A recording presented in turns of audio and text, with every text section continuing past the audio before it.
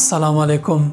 نن درته خپله ویډیو د یوې لطیفې په بیانولو باندې پیلوم. ډاډه یم دا ویډیو کوای شي ستاسې ژوند بدل کړي او موږ او تاسې له یوه غفلته راویښ کړي. دوه ملګري وو، د دوی دریم ملګری ناروغ و. دوی د هغه عیادت ته ورتلل. ملګری په داسې یوه ودانۍ کې اوسېدو چې شاوخوا 100 پوړونه یې درلودل.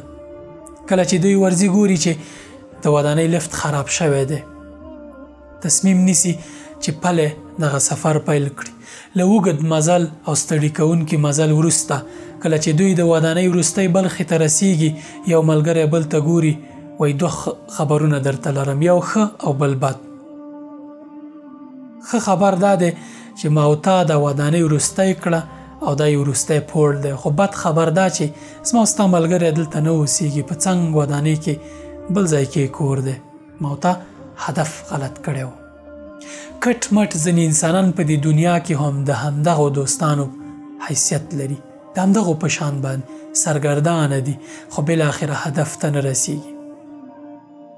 دوی په دنیا کې ستړی ژوند کوي، حلال او حرام راټولوي، زحمت باسي، الله پاکې هیر وي، خو کله چې دنیا وروستی کېږي یا د دوی اجل را رسیږي او دوی هغه اصلي کور ابدي کور ته دننه کېږي، هغه هم له یوې سپینې ټوټې سره چې بل هېڅ له ځان سره نشي وړی، دوی متوجه کېږي چې ادرس، هدف او هر څه غلط کړي وو.